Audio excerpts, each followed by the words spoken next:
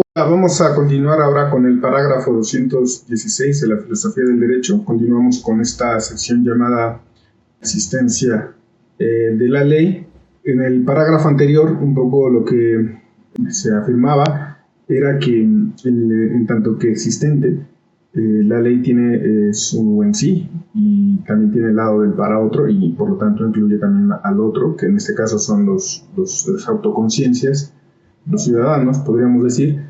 Y un poco a lo que apuntaba es que ambos, bueno, en particular afirma el lado de la ley que tiene que ser accesible a todos, que tiene que estar puesta de tal manera que sea conocida por todos, pero también apuntaba ya al final, al menos en el agregado, al hecho de que la autoconciencia no tiene por qué estar impedida a saber, a conocer el contenido de la ley, porque allí en esa ley está en juego la libertad, ¿no? Que es lo más digno y dice lo más sagrado del hombre, ¿no? En el 216 un poco lo que va a continuar con el lado de la existencia de la ley, pero ahora en una característica que es muy propia de la ley, de que en la exigencia de que sea conocida tiene que tener la obligación también de que no se ponga de manera complicada, tiene que ponerse de manera simple, porque tiene que ser accesible a todos, pero también tiene que evitar la disputa en razón de la forma en que está siendo puesta. Pero por otro lado hay una tensión allí, porque en cierto modo lo que va a arreglar, lo que va a normar la ley es la vida, las acciones de los particulares, y allí, en tanto que es la vida, está atravesada por un montón de determinaciones, y entonces apunta también a que es imposible una simplicidad de la ley completamente pura, ¿no?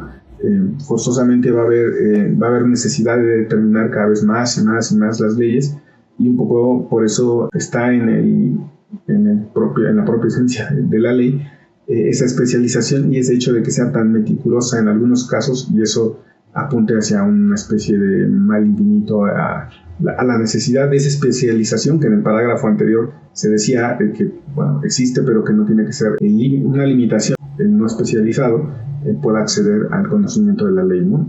Aquí lo pone, aquí las categorías que va a utilizar es el de lo finito y el de lo infinito, ¿no? Y podríamos agregar también que el mal infinito y el infinito verdadero, ¿no? El infinito verdadero del lado del derecho como en sí, de acuerdo a su concepto, el mal infinito y lo finito del lado de lo existente, ¿no? Porque lo existente está atravesado por múltiples determinaciones que no se agotan en una formulación simple de la ley, y por tanto tampoco en un enjuiciamiento o en una consideración simple, ¿no? Siempre hay que considerar todo lo que está en juego en un acto, y por lo tanto estamos ante un material, dice Hegel, que es finito, ¿no? Y por lo tanto, como siempre pasa, con lo finito podemos determinarla de manera... Utiliza el término de mal infinito, seguramente tendrá un límite, pero hay un montón de determinaciones que podemos poner en juego en todo material finito, ¿no? Por ejemplo, uno puede decir de manera simple, por ejemplo, de acuerdo al concepto de derecho, que se tienen que cumplir los contratos, ¿no?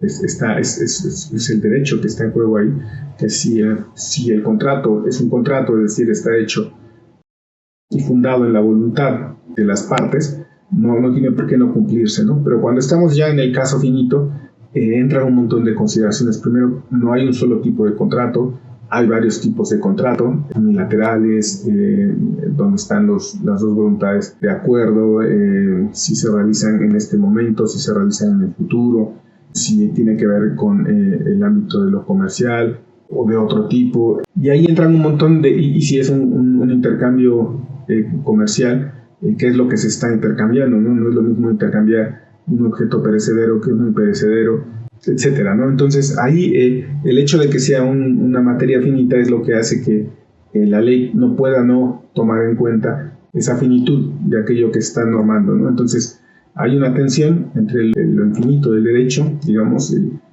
que está en su concepto, en sí del derecho, y el hecho de que la ley tiene que operar con material finito, y por tanto es imposible no ir en dirección a la especialización, ¿no? Ya solamente el hecho de que haya distintos tipos de leyes sobre lo político, sobre lo público, sobre lo privado, sobre las interacciones comerciales, sobre asociaciones civiles, leyes que regulan la familia, ya apunta a esa especialización y al hecho de que el objeto que está regulando exige también esa especialización. De eso trata este parágrafo, ¿no? De esa atención y de cómo hay que tener claridad que está en juego en cada caso, ¿no? Es decir, no podemos exigir que no haya especialización por la idea de que tiene que haber simplicidad en la ley, pero no por eso tenemos que olvidarnos de que si esto se convierte en un asunto de hiperespecialización, se atenta contra la exigencia de que venía en el parágrafo anterior de que tiene que ser conocida por todos, ¿no? En este terreno se mueve la existencia de la ley, en esa atención, ¿no? Entonces podemos leer para ver cómo dice esto que acabamos de señalar, ¿no? Escribe Hegel en el parágrafo 216: para el código público se ha de exigir, por una parte, determinaciones universales simples, en el sentido que decíamos del parágrafo anterior, de que tienen que ser conocidas por todos, de que la ley misma no tiene que promover, por ejemplo, el doble sentido, del justificar interpretaciones contrapuestas, etc. Por eso se exige esta simplicidad, ¿no? Pero por otra, dice, la naturaleza del material finito, de aquello que va a normar, a arreglar, a regir, conduce a una progresiva determinación sin fin, ¿no? Esto que decíamos, hay distintos tipos de contrato, etcétera, ¿no? De acuerdo a aquello que está en juego en el contrato, o de cómo intervienen las voluntades, son las dos, o solamente una, etcétera, ¿no? Por ejemplo, un contrato unilateral sería un contrato de donación, ¿no? Donde depende de la voluntad del donante, ¿no? Por supuesto que también el que recibe tiene que aceptarlo, pero es más fuerte el lado del donante, ¿no? El ámbito de las leyes debe ser, continúa el parágrafo, por un lado, un todo cerrado y definido. En ese sentido, tiene que apuntar, por ejemplo, a esto que decíamos, a la idea de que es justo cumplir los contratos, ¿no? En ese sentido es cerrado y definido toda ley particular sobre ese objeto, ¿no? Pero, por otro lado, dice, mientras que por otro lado, es la necesidad continua de nuevas determinaciones legales. No solo por esto que decíamos, de que hay muchos tipos de contratos, sino también que el desarrollo de las sociedades implica que surjan nuevos tipos de órdenes que se van a regular, ¿no? Por ejemplo, no es lo mismo, por ejemplo, los derechos de autor en una época en la que se reproduce de manera material todo contenido, por ejemplo, en un libro, que cuando se circula por vías digitales, ¿no? El propio formato, se tiene que pensar de nuevo esa ley, ¿no? No pueden regir las leyes que en el siglo XIX en las del XX, y tampoco las del XX, con la forma en la que la sociedad se relaciona, los miembros de la sociedad se relacionan, por ejemplo, actualmente, ¿no? Y como va a ser seguramente en décadas posteriores. Por lo tanto, ese mal infinito también ocurre allí, ¿no? No puede haber una forma final del derecho, ¿no? A pesar de que apunte en su simplicidad a su carácter cerrado y completamente bien definido, se contrapone, pero no es una contradicción, digamos, absoluta, sino que son las dos caras de la ley, en tanto que tiene que estar fundamentada en el en sí del derecho, pero por otro lado tiene que tener existencia. Una apunta hacia el lado de lo cerrado y el otro lado apunta hacia que tiene que ser determinado y especializado de acuerdo a su objeto, ¿no? Pero dice, dado que esta antinomia ocurre en la especialización de los principios universales que permanecen firmemente establecidos, por eso queda incólume el derecho en un código completo, ¿no? Así como el derecho a que estos principios simples y universales para sí sean comprensibles y exponibles, separados de su especificación. Estas dos tendencias son imposibles de que una anule a la otra, ¿no? Están ahí, por lo tanto no se puede ir en una dirección solamente o en otra, ¿no? Esa tensión se debe mantener, ¿no? Lo que viene a continuación en la nota es ya una intervención, por así decirlo, en un debate muy alemán, lo dice el propio Hegel, muy de la época, puesto que habría una posición que criticaría justamente este intento de producir un sistema sistematizado, racional, de leyes, puesto que nunca alcanzaría su completud, ¿no? Sería una posición que intentaría irse por el lado simplemente de la especialización, de la continua actualización de la ley en contra de un sistema racional, un poco apuntando a estos sistemas consuetudinarios de los que hemos hablado antes, ¿no? Un poco lo que está en juego en la postura esta que está criticando Hegel sería ese rechazo sistemático de leyes, ¿no? Racional.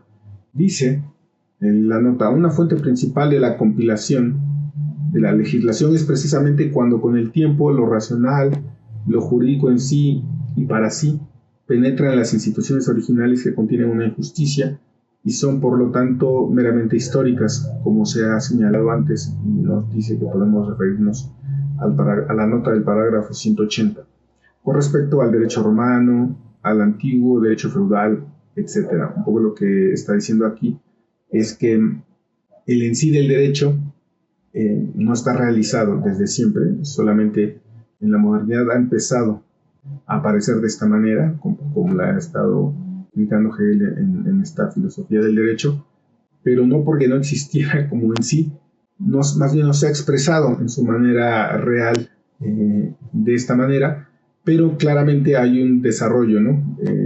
Elementos que son parte de la tradición jurídica se han ido transformando, ¿no?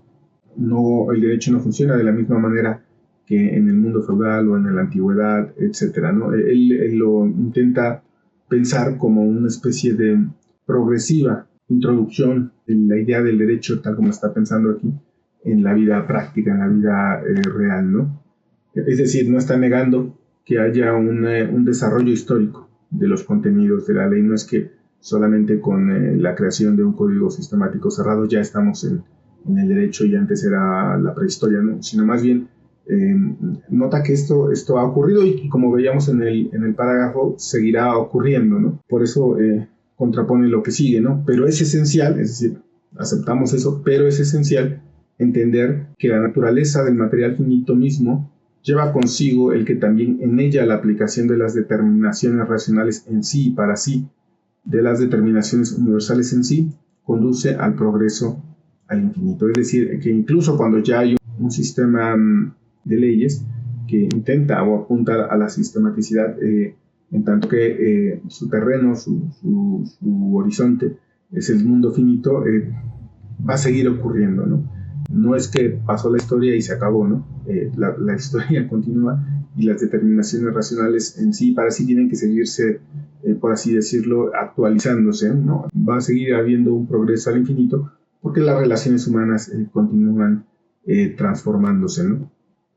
Por eso dice que exigir de un código la perfección, que deba estar absolutamente acabado, concluido, perfecto y no sea susceptible de ninguna determinación ulterior, es decir, como exigiendo lo quiero ya sistemático, perfecto ahora, y si haces un cambio, entonces ya fracasó tu idea o tu proyecto y por tanto ya mejor hay que continuar con un sistema de tradiciones no escritas, ¿no?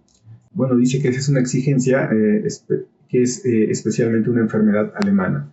Esto tendría sentido tomando en consideración que en el siglo XIX hay un proyecto reaccionario dominante en Alemania, ¿no? Y a eso se refiere, ¿no? Como que es una enfermedad alemana, ¿no? Porque la reacción gana este debate con ese tipo de argumentos, ¿no? Si lo ves, hiciste un cambio, ¿no? Por lo tanto, no es perfecto, ¿no? Por lo tanto, no funciona, ¿no?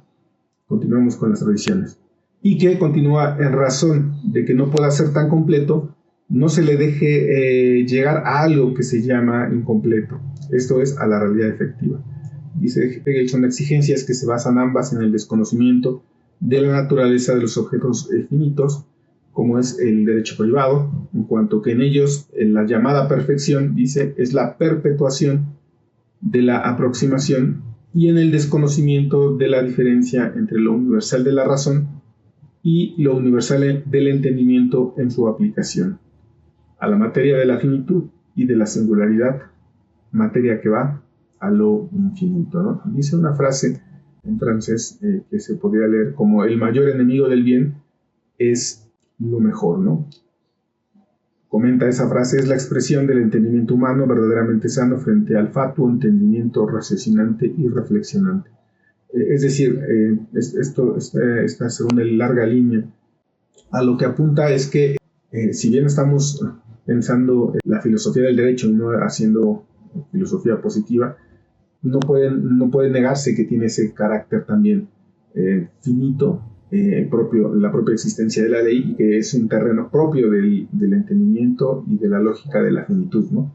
Entonces, no es un asunto de que aquí fracasa la filosofía, sino que la propia filosofía no puede ocupar ese terreno, ¿no? Es parte del entendimiento. ¿Por qué? Porque es en el ámbito justo de las relaciones humanas, particularmente en el sistema de las necesidades, en el sistema de las relaciones de los individuos atomizados, que no puede regir otra lógica más que esa, ¿no? De la parcialidad y de la finitud, ¿no? Entonces, habría una forma del entendimiento que se pone ahí terca, por así decirlo, como para negar el ámbito de la razón. Diría, si ya fracasaste, fracasarás siempre, ¿no? Y además estás aceptando que nunca será posible un sistema perfecto de derecho. Bueno, por lo tanto, tenemos que rechazar esa posición, ¿no? Un poco lo que Hegel dice aquí, y que es parte también de la idea del derecho como ley, es que están esas dos caras, ¿no? Esos dos lados, ¿no? La ley, en efecto, es finita también, en tanto que es existente,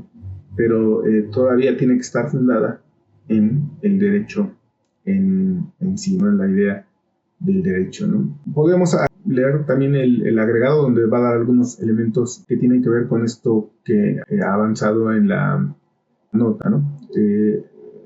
Podemos leer lo siguiente allí. Se dice: se llama completa a la perfecta recopilación de todas las singularidades que pertenecen a una esfera, y en ese sentido ninguna ciencia o conocimiento puede ser completo, porque siempre está avanzando, ¿no? Siempre está encontrando nuevos elementos que integrar. Incluso podríamos decir que puede tener una revolución epistemológica, puede cambiar por completo el paradigma de una ciencia o también de una esfera. En este caso se puede cambiar el principio de un sistema de leyes, por tanto es propio de ese ámbito, ese cambio, esa transformación, ¿no? Pero es parte de ese carácter finito, de ese ámbito, ¿no? Que está aprendiendo esa ciencia, ¿no?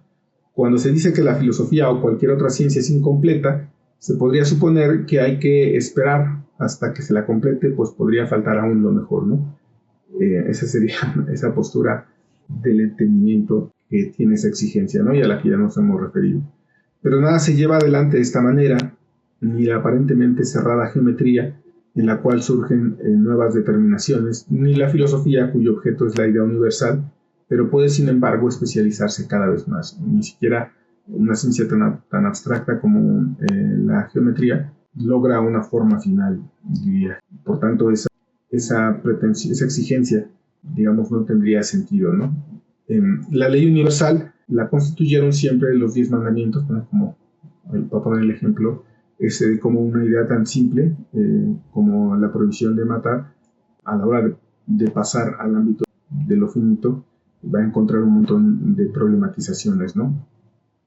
Y se muestra claramente como un absurdo que por el hecho de que un código no pueda ser completo, no se pueda enunciar la ley no matarás, como si, porque no hemos alcanzado la forma final de un sistema jurídico racional sistematizado, entonces no podemos decir que esa idea tan sencilla, tan simple como no matar, no tiene validez, o no podemos afirmarla, ¿no? La ociosa reflexión puede afirmar que todo código podría ser mejor, pues también lo más extraordinario, elevado y bello puede ser pensado aún más magnífico, elevado y bello, ¿no? Y voy a poner un ejemplo muy gracioso, pero muy fácil de aprender, ¿no? Dice: pero un árbol viejo siempre se ramifica cada vez más, sin por ello convertirse en un nuevo árbol, ¿no? Un poco la lógica de lo uno y lo múltiple, ¿no? El árbol es uno y tiene múltiples ramas, ¿no? Y siempre va a haber nuevas ramas, pero no por ello deja de ser el mismo, ¿no? Casi como un sistema de leyes. Puede perder ramas, puede integrar nuevas ramas, puede crecer la rama, pero sigue siendo el mismo sistema, ¿no? Sería, sin embargo, insensato no querer plantar ningún árbol a causa de las nuevas ramas que podrían crecer. Como cualquier cosa que hagamos, en este caso el árbol que sembremos, va a crecer y va a tener formas múltiples, ramas múltiples, entonces ¿para qué lo sembramos? Un poco así suena esa idea de que, bueno, como nunca vamos a tener un sistema perfecto de leyes, entonces quedémonos con otra cosa, ¿no? Con el sistema consuetudinario del mundo premoderno, ¿no? Bueno, con eso concluimos el parágrafo 216. Podremos resumirlo de la siguiente manera, ¿no? Como estamos en la sección la existencia de la ley tiene el carácter finito, pero viene o está fundado en el en sí del derecho. Por eso, uno de sus lados apunta a la simplicidad, a la de un todo cerrado y definido, dice, y el otro lado, el de lo finito, el que apunta a lo finito, el lado de la especialización, de la multiplicidad, del desarrollo continuo, y por tanto, digamos, una de las caras apunta a lo uno y la otra cara apunta a lo múltiple. No podemos rechazar ninguna de las dos tienen que estar presentes, ¿no? Es la naturaleza de la ley como forma existente de la idea del derecho, ¿no? Si fuera una simple ley sin esa idea, pues entonces sí, no es un problema que sean muchas, que sean pocas. Esta dimensión surge justamente de pensar el derecho como expresión de la idea como desarrollo, como despliegue de la idea del derecho.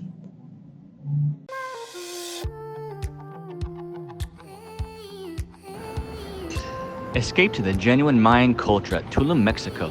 Casa Bix Abil was inspired by ancient Mayans' way of life, originated in the 12th century. The name Bixabil means, "How is your path in life?" Those are the words used by Mayans people to say, today in modern culture, hello. The meaning of our place, it's invite you to reflect your path in life by experience the unique Mayan stay. Live in a Bixabil community, feel at home.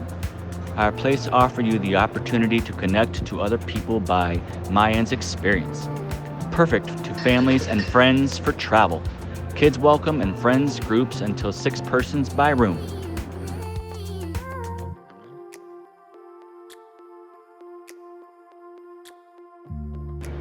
Enjoy our common amenities. Community kitchen, breakfast area, rooftop bar, co-working area, restroom, free bikes, and a wonderful pool.